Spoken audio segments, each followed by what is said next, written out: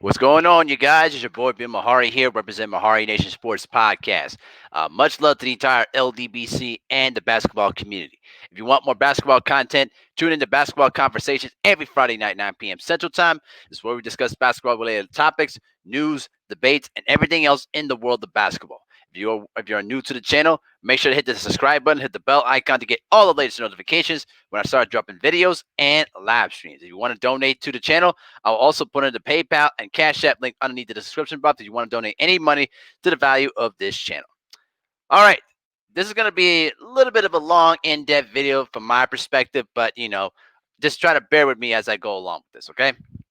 So I did overhear the interview that Craig Hodges did unfortunately, with Vlad TV.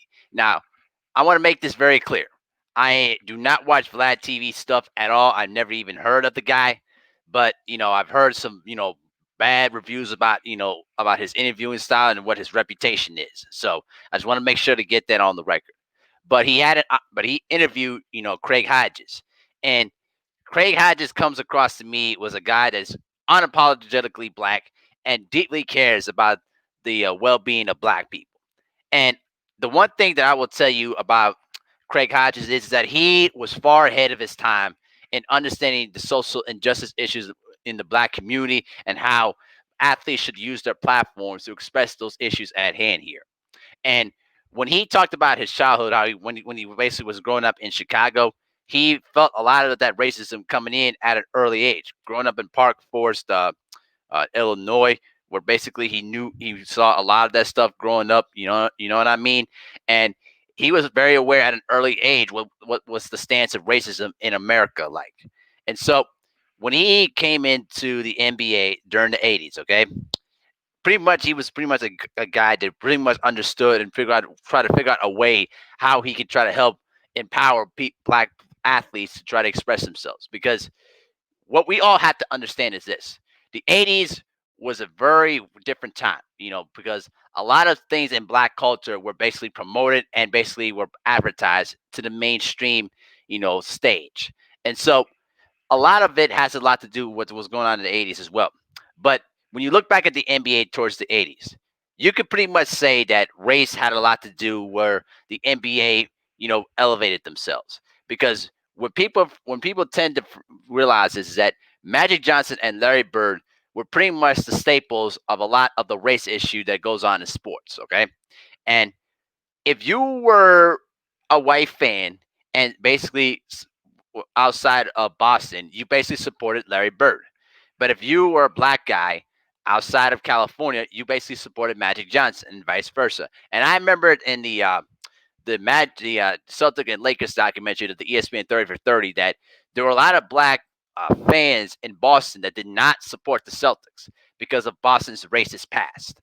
And so I just want to make sure to go on a tangent here to illustrate that. But the one thing I will tell you about Craig Hodges is that Craig Hodges was very outspoken a lot on these issues, and he tried to empower a lot of the stars at the time to use their platform to express a lot of these issues. But unfortunately, it never mattered to them because when you make the kind of money that a lot of the star players were making at the time, you tend to neglect or just do not care about these issues. And Michael Jordan is obviously at the top of the list because when you remember back in the Last Dance documentary, Jordan pretty much admitted that he didn't look at himself as a role model. He didn't look at himself as an activist, and it would have been nice for him to do that because he had the most influence out of anyone in the NBA at that time, and could have used his platform to express a lot of those issues. But he cared too much about the bag and how much he was making. As long as he didn't spoke about politics or racial issues, he was going to be secure for life. And that's where a lot of the resentment from Craig Hodges comes into play here, okay? Now, what I heard about the 91 possible boycott of the 91 NBA finals, okay? Craig Hodges wanted to illustrate a plan to where Magic Johnson and Michael Jordan would basically boycott the 91 NBA finals to let the NBA know that we need more racial diversity in the NBA because during that period of time, not many blacks people were not getting any key jobs in the NBA at that time. Michael shrugged off as if you were crazy, and Magic pretty much said you're far too extreme. But when you look back at what's going on in the world right now, I, Greg Hodges is what was cause see the writing on the wall what was going on at that time, because you got to remember the '90s. At that time you had the L.A. riots. You also had the OJ trial. You had the Waco, Texas thing. You had all sorts of different things going on racially at that period of time. And so Michael, like I said, Michael was not the kind of person that was racial, was not an activist out there, but he played too much double standards, because when he pretty much said that Republicans buy his sneakers, what Craig Hodges was intending is you're saying racists buy his sneakers. And I totally agree 100% what Craig Hodges is saying. And it's not hard for me to say it because listen, I'm a huge Jordan fan. I respect his basketball ability, but here's the thing. Michael did not make the smartest decision in terms of, racial issues, in terms of political issues. He was not directly smart with that, or just he didn't care about it too much because he didn't want to offend anyone. And unfortunately, not many black people, respect Michael Jordan in that light. I remember when he basically started speaking up about the Trayvon Martin thing. Carmelo Anthony basically said it's about time, and a lot of people do have that kind of sentiment against Michael Jordan about it, because you speak up about it now, but what were you doing during your playing career? And I totally get it, and I agree with it 100%. But back to the '91 finals thing, it would have been interesting to see how that would have turned out. Would have forced David Stern to really address the issue at hand here on the biggest stage of the NBA finals. I don't know. That would have been interesting to see.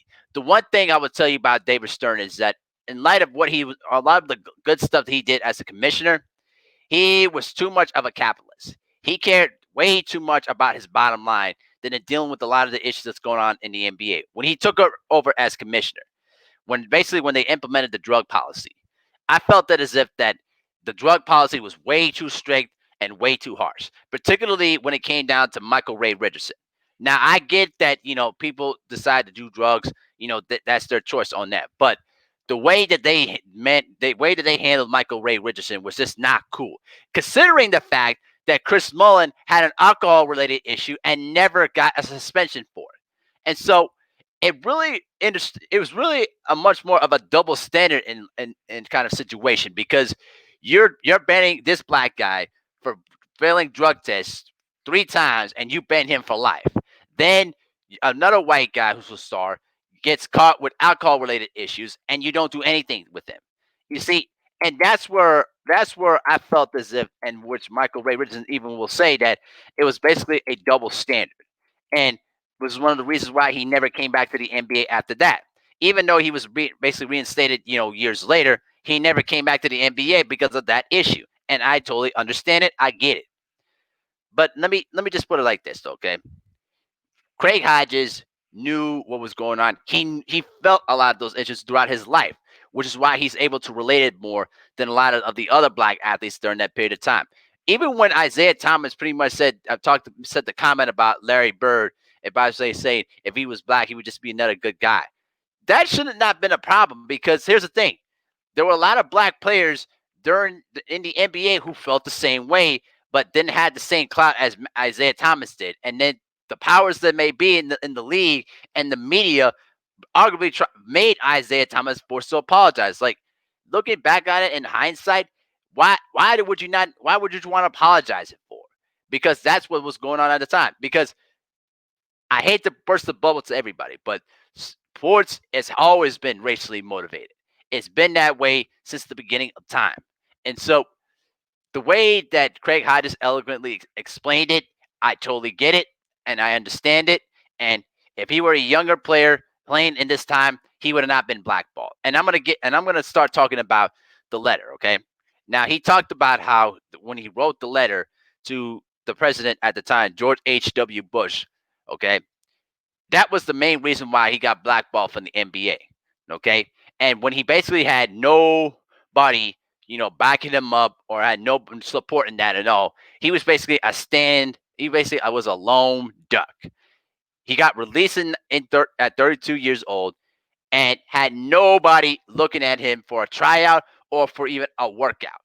And so that right then and there lets you know at that time that the NBA did not appreciate what Craig Hodges did. He never committed a crime. He never was in trouble. He always showed up to work on time. He worked out. He worked on his shot every day. He never was a problem.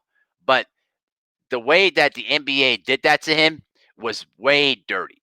And I I'm still an NBA guy, but those are one of the things that I just felt like the NBA really did themselves bad on that. And then years later, with the whole Mahmoud Abdul Rauf national anthem situation, they did it even worse. They basically fined this guy for basically not standing for the national anthem because of his religious beliefs and what the flag represented. And guess what? He was right too, because David Stern was more worried about his bottom line and not offending those people that had the racial ideology beliefs than just doing the right thing. And so both of them two dudes, Craig Hodges and Chris Jackson, knew what was going on at the time and wanted to stand up to those issues. And they did that at the expense of their careers. Okay. And the one thing that I will always tell people about athletes is that you are considered role models, regardless if you say they're not. All right, because at the end of the day, a lot of kids don't have those strong, regular role models like their parents or teachers or anything like that. That's why they look up to a lot of these athletes as their role models. All right, now I never looked at athletes as role models, even now, but back then I did. I looked at Michael Jordan as a role model. But as an older person and becoming much more you know, intellectually aware, Michael Jordan was is not a guy that you want to look up to because he has so many faults on his resume that it just makes you think you could have been a better man than that. And for Magic Johnson, I know that he's more politically, active a little bit, but for him not to do so at that time, I think that kind of, dimmed my respect of Magic Johnson just a little bit. And so, you know, Craig Hodges gets all the respect in the world for basically what he did. He sacrificed a lot. What a lot of people don't understand. He sacrificed his livelihood, the luxuries of living an NBA life to basically use his platform to understand the issues that's going on in this country, particularly when it comes to black people. All the issues that we're seeing right now in 2020, they were basically it was basically the same way back in the 90s and the 80s, and even you could go as far as to the 70s too. So I really, really enjoyed, what he had to say because this man deserves a lot more respect that he deserves, and you could tell that he's not a fan of Michael Jordan as the person. He respects him as a player, but he's not a fan of his when it comes to a lot of the issues that I talked about. And Michael could have done so much more if he basically decided, listen, I'm gonna use my platform for these issues, and I don't care if I lose money over it. Because listen, David Stern was not going to blackball him out of the NBA. He wasn't going to lose his top star over that. He would have his issue forced against the wall, and David Stern would have had to do something about it. But Michael wasn't willing to do that. So that's just my 2 cents about the whole thing, and I'm very very glad that Craig Hodges is speaking about it even more. You know what I mean? Because now our society is now a bit more receptive to what's going on around here, in the light of what's been going on with a lot of our black people, like George Floyd, Ahmaud Arbery, Breonna Taylor, and all of them people. So, you know, let me know what you guys think in the comment section. You know what I'm saying? But salute to Craig Hodges for a great interview. But y'all make sure to check it out. But let me know what you guys think.